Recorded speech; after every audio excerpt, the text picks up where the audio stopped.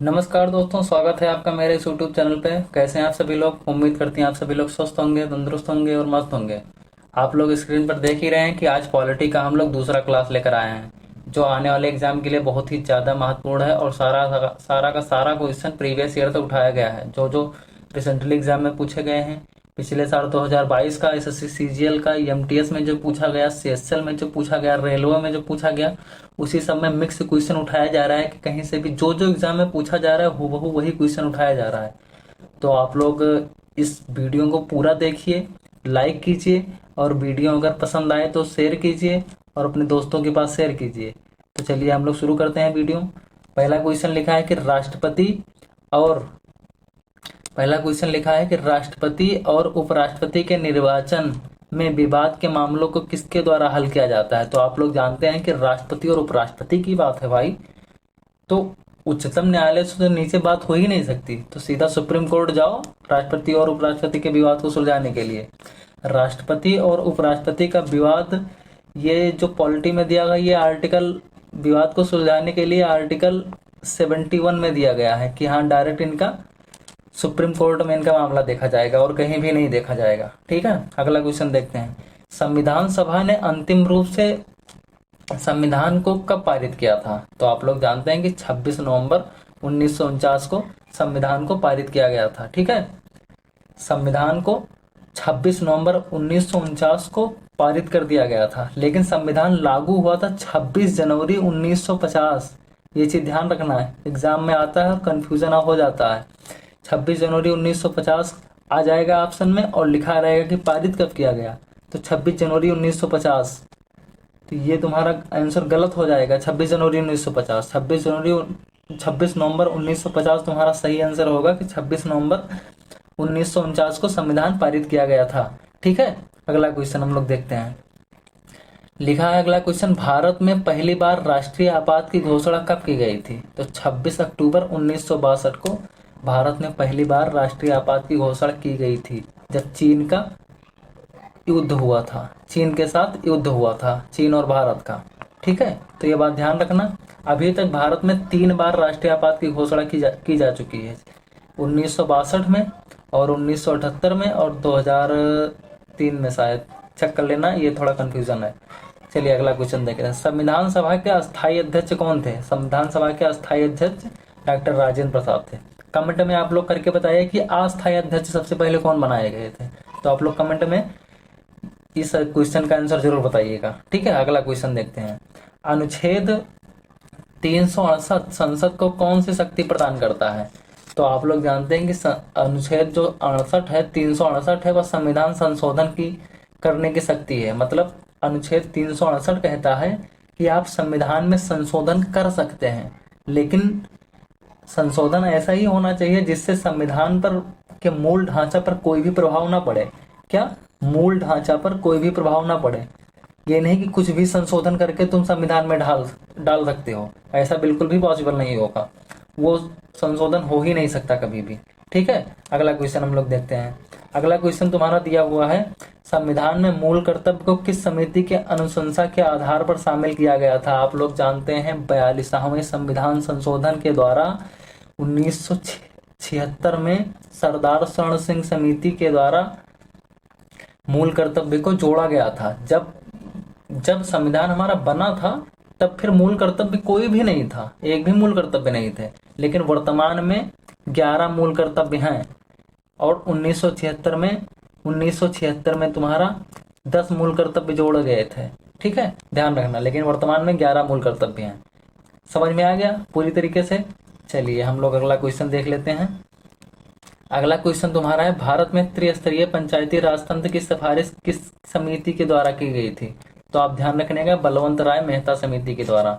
क्या? बलवंत राय मेहता समिति। भारत में त्रिस्तरीय पंचायती राज तंत्र की सिफारिश किस समिति द्वारा की गई? बलवंत राय मेहता समिति के द्वारा। ठीक है, अगला क्वेश्चन, 1953 में गठित राज्य पुनर्गठन आयोग के अध्यक्ष कौन थे? ध्यान रखना, न्यायमूर्ति फजल अली आयोग, न्यायमूर्ति फजल अली। ध्यान रखना, जब राज्य को बनाने में जब मीटिंग किया गया था तो 1-2 मीटिंग हुआ था, उसमें सभी लोगों ने भाषा के आधार पर राज्यों का गठन करने के लिए विरोध किया था, लेकिन 1953 में गठन किया गया, जब एक थे आंध्र प्रदेश के पेट्टू श्री राम लल्लू, जो भूख हड़ताल पर बैठ गए कि मुझे मेरा राज्य चाहिए ही चाहिए, मतलब भाषा के आधार पर। आंध्र प्रदेश में तेलुगु बोला जाता है ना, तो बोले कि मेरा राज्य चाहिए ही चाहिए। तो 56 दिन, लगभग 56 दिन वो भूख हड़ताल पर बैठ गए और उनकी मृत्यु हो गई। तब फिर नेहरू जी ने जल्दबाजी में करके भाषाई आधार पर बना दिया, आंध्र प्रदेश को एक राज्य घोषित कर दिया, जिससे और सभी राज्य भी भड़क गए कि मुझे भी अब चाहिए, जैसा मेरा लैंग्वेज है वैसा मुझे राज्य चाहिए। तो फिर बहुत ही प्रॉब्लम होने लगी इस देश में। तो फिर एक एक गठन किया गया, जिसमें न्यायमूर्ति फजल अली के रूप में, हाँ, तो इन्होंने मतलब 1956 में अपना राय दिया कि हाँ, भाषाई आधार पर राज्य का गठन किया जा सकता है। तो उसमें कई सारे कंडीशन रखे गए, हम लोग ज़्यादा डिटेल में नहीं जाते हैं, आप इतना ध्यान रखिएगा। 1953 में राज्य पुनर्गठन आयोग के अध्यक्ष न्यायमूर्ति फजल अली थे, ठीक। और एक क्वेश्चन और, 1 अक्टूबर 1953 को आंध्र प्रदेश भाषाई आधार पर गठित होने वाला पहला राज्य था, ठीक है। अगला क्वेश्चन देखते हैं हम लोग। अगला क्वेश्चन तुम्हारा दिया है, जब राष्ट्रपति एवं उपराष्ट्रपति का पद खाली हो तो भारत के राष्ट्रपति का पद कौन संभालता है? आप लोग जानते हैं यार, ये क्या लिखा हुआ है, जब राष्ट्रपति एवं उपराष्ट्रपति का पद खाली हो तो भारत के राष्ट्रपति का पद कौन संभालता है? भारत का मुख्य न्यायाधीश। जब दोनों खाली होंगे तो मुख्य न्यायाधीश देखेंगे, ठीक। अगला क्वेश्चन तुम्हारा है, केवल अगर राष्ट्रपति ना हो तो फिर उपराष्ट्रपति देखेंगे। ये वाला क्वेश्चन हम लोग पिछले क्लास में कर चुके हैं। किस अनुच्छेद के तहत 6 से 14 वर्ष तक के बच्चों के लिए शिक्षा का अधिकार मूल अधिकार माना गया है? 21 के ए में जोड़ दिया गया है, शिक्षा का अधिकार मूल अधिकार हो गया है, ठीक है, ध्यान रखना है चीज। चलिए अगला क्वेश्चन हम लोग देखते हैं, अगले पेज में है। अगला क्वेश्चन है, चलिए जूम कर लेते हैं। अगला क्वेश्चन है, लोकसभा अध्यक्ष अपना त्यागपत्र किसे सौंपता है? तो लोकसभा उपाध्यक्ष को। लोकसभा में एक अध्यक्ष होते हैं, एक उपाध्यक्ष होते हैं। तो अगर लोकसभा का अध्यक्ष अपना त्यागपत्र उसे देना हो तो वह लोकसभा के उपाध्यक्ष को देगा।